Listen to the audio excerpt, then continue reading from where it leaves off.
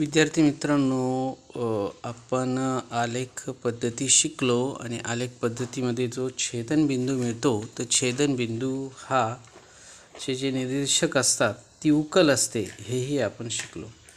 पण हा बिंदू बघा, 8 आणि 4 म्हणजे एक्सचा 8 आणि वायचा 4 म्हणजे हा किती लांब गेलेला आहे, हा बिंदू किती लांब गेलेला आहे बघा. आणि समजा ठीक आहे, बोर्डाच्या परीक्षेला जर आपल्याला कागद मिळाला तर हा बिंदू स्थापन होऊ शकतो.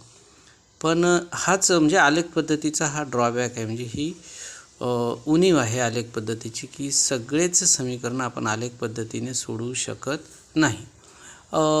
तेच जर आपण याचं निरसन पद्धतीचं बघितलं, निरसन पद्धतीमध्ये आपण हे उदाहरणं सोडू शकतो, की चला एक सगुणक समान केला आणि मग त्याची आपण बेरीज केली, वजाबाकी केली की आपल्याला एक चलाची किंमत मिळते, मग दुसऱ्या चलाची किंमत मिळते. निरसन पद्धती आपण बऱ्याच म्हणजे अनेक समीकरणांना वापरू शकतो.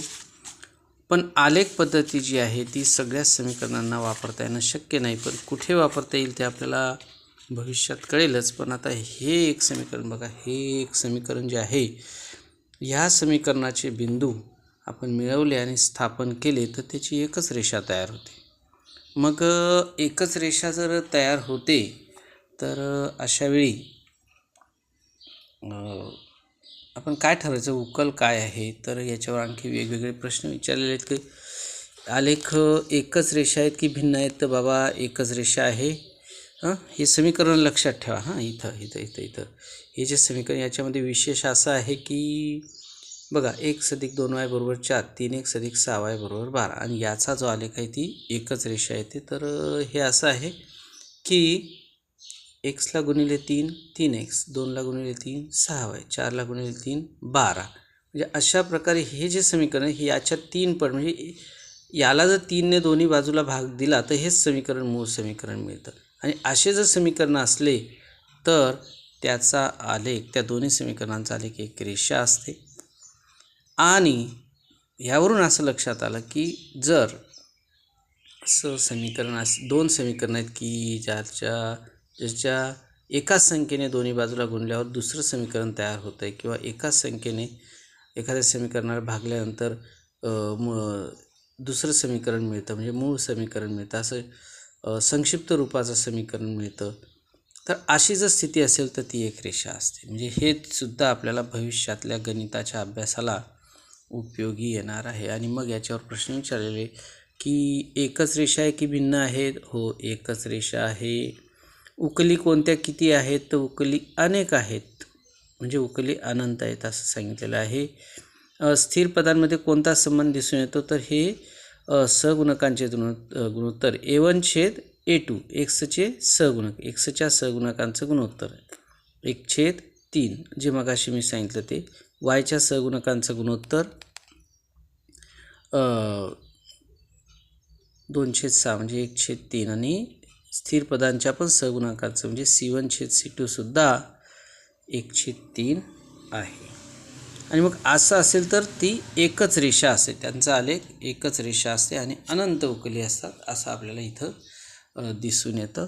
आणि ही गुणोत्तरे समान आहेत. हे कसे ओळखता येईल? एकच रेषा असे कसे ओळखता येईल? तर जर A1/A2 = B1/B2 = C1/C2 असेल तर ती आलेख एकच रेषा असते. हे आपल्याला ओळखता येईल आणि याचा आपल्याला भविष्यात उपयोग कुठेतरी होईल. 11-12ला गेल्यानंतर किंवा आणखी पुढे मॅथमॅटिक्स, आपण गणित जर विषय पदवीला घेतला तर तेव्हा पदव्युत्तरला याचा उपयोग होणार आहे. ठीक आहे. तर आता हे दुसरं एक समीकरण असं आहे की एक्सच्या दुप्पट 2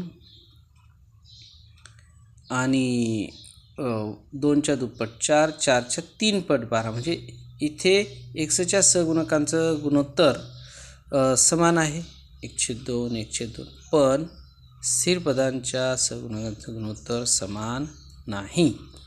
आणि अशावेळी आलेख काय येतो? समांतर रेषा येतो.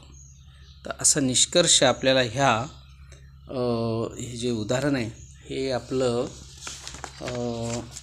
आलेख पद्धतीमध्ये आलेख पद्धतीमध्ये सराव संच 1.2 मधलं आणि 1.2 मधलं हे उदाहरण मी सांगितलेलं आहे की विचार करून समजून घेऊया. 6वा प्रश्न झालेला आहे आणि इथे पाठ्यपुस्तक क्रमांक 9 वर याची माहिती दिलेली आहे.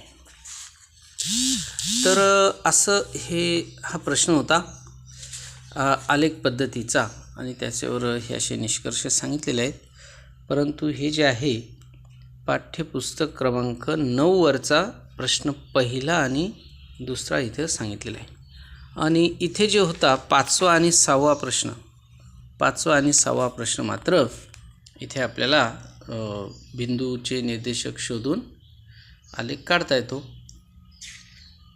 तर इथं 1 आणि 2.5 तर इथं जे बिंदू मिळवणं आहे हे बिंदू आपण आलेखावर मिळवल्यानंतर इथं 2.5 येतो. याचे समीकरण लक्षात ठेवा. 3x - 4y = -7 आणि 5x - 2y = 0. आता हा जो असं पॉईंटमधलं उत्तर येतं हे जर आपल्याला करेक्ट उत्तर आणायचं असेल तर आलेख काढल्यावर कदाचित बिंदूंची आपण जोडणी केल्यानंतर रेषा काढल्यानंतर कदाचित आपल्याकडून अशी चूक होऊ शकते की हा पॉईंट जो आहे हा पॉईंट थोडा वरती किंवा साईडला असं जाऊ शकतो आणि मग आपलं उत्तर इथे वेगळं येऊ शकतं. पॉईंट जे आहे ते 1 पॉईंट समथिंग आणि 2 पॉईंट समथिंग असं वेगळं उत्तर येऊ शकतं. तर अशावेळी हे तंतोतंत येण्यासाठी काय केलं पाहिजे हे मी तुम्हाला सांगणार आहे की हे जे समीकरण आहेत आधी निरसन पद्धतीने आपण कच्च्या कागदावर मागच्या शेवटच्या पानावर हे सोडून घ्यायचे. याची उकल आधी आणून ठेवायची आणि आणून ठेवल्यानंतर आपल्या लक्षात ठेवायचं की आपल्याला इथं उत्तर आणायचं आहे. आणि मग सगळं व्यवस्थित सोपस्कर आपलं फॉर्मॅलिटी सगळी झाल्यानंतर आणि मग आपण ह्याच बिंदूला निवडायचं आणि त्याच बिंदूवर बरोबर आलेख काढायचा आहे. म्हणजे असं जर केलं तर आपला आलेख करेक्ट येईल. म्हणजे याचे पूर्ण मार्क आपल्याला मिळू शकतील. जेव्हा पॉईंटमध्ये उत्तर येणार असतं तेव्हाची ही गोष्ट आहे. आणि हा बिंदू थोडा लांब आहे आणि म्हणूनच मी सांगतो विद्यार्थ्यांना असं सांगावंसं वाटतं मला की आपण जरी आलेख पद्धतीने प्रश्न सोडवत असलो, फार कमी वेळा विचारला जातो, तरी पण जरी आपण आलेख पद्धतीने सोडवत असलो त्यावेळी आधी कच्च्या कागदावर निरसन पद्धतीने उत्तर काढून घ्यायचं आणि ते उत्तर आपल्याला इथं बरोबर येईल, दाखवता येईल. या पद्धतीने आलेख जर काढला तर आपला आलेख पद्धतीचे मार्ग अर्धा किंवा काही समजा वजा होतील तर ते होणार नाही असं मला वाटतं. तर अशी ही आलेख पद्धतीचे आहेत. तर आलेख पद्धतीचे जेवढे पण प्रश्न आहेत तेवढ्यांच्या बाबतीत मी तेच सांगेल की आधी भावा. आणि याच्यामध्ये एक असं आहे बरं का, आता हे बघा इथं हे जे आपण बिंदू शोधतो हे बिंदू शोधताना समजा आपल्याला असं आढळलं की इथे दोन बिंदूंचे निर्देशक समान आहेत. दोन्ही समीकरणांच्या 2 बिंदूंचे निर्देशक समान आहेत असं जर आपल्याला आढळलं तर समजायला हरकत नाही की तेच उत्तर आहे. तर मला वर्गात शिकवताना तसं आढळलं होतं. तर मग असं आपण ओळखू शकतो की हे जे आपण सारण्या तयार केल्या या सारण्यांमध्ये जर सारखे सहगुणक असतील, सारखे जर आपल्याला निर्देशक मिळाले, जसं की याच्यात 4-1 4-1 दोघांमध्ये मिळाला तर मग ते उत्तर आहे असं आपण म्हणू शकतो. आलं का लक्षात? की तसं इथे पण समजा इथे 5-1 उत्तर आहे आणि 5-1 उत्तर आहे, पण इथे पण समजा आपल्याला 5-1 5-1 बिंदू मिळाला.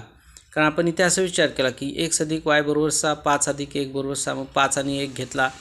इथे x - y = 4, 5 आणि 1 घेतला तर 4 येतो आणि 5-1 5-1 बिंदू योगायोग. म्हणजे असं आढळलं आपल्याला की इथे पण 5-1 आहे, इथं पण 5-1 आहे. तर 5-1 हे याचं उत्तर आहे हे आपल्याला ओळखता येतं.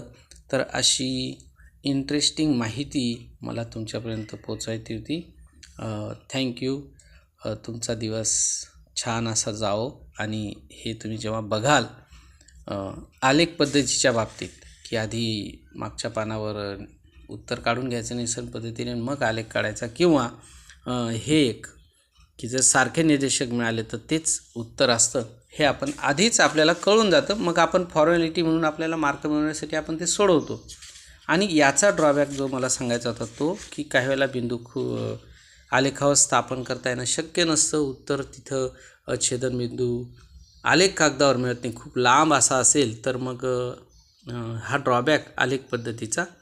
आणि दुसरा एक ड्रॉबॅक म्हणण्यापेक्षा एक विशेषता म्हणता येईल, स्पेशालिटी म्हणता येईल, की जर एका समीकरणाच्या मल्टिपल म्हणजे एकाच संख्येने गुणून दुसरं समीकरण असेल तर अशा वेळी तो आलेख एक रेषा असते आणि त्याच्या अनंत उकली असतात. अशावेळी a1/a2 छेद b1 बरोबर b1 छेद b2 बरोबर c1 छेद c2 असतो. आणि जर a1/a2 बरोबर b1 छेद b2 असेल आणि मात्र c1 c2 त्यांच्या एवढा नसेल, c1 c2 त्यांच्या एवढा नसेल तर अशा वेळी मात्र त्या समांतर रेषा असतात आणि त्या एकमेकांना छेदू शकत नाही, तर याची एकही उकल आपल्याला मिळणार नाही. अशा वेळी आपण म्हणू शकतो की समांतर असल्यामुळे त्या समीकरणांना एकच सामायिक उकल नसते. अशा वेळी आपण त्या समीकरणांचं उत्तर सांगू शकत नाही. तर असं ही आलेख पद्धतीची माहिती आहे. तर मला निश्चित वाटतं की तुम्हाला ही नक्कीच आवडणार.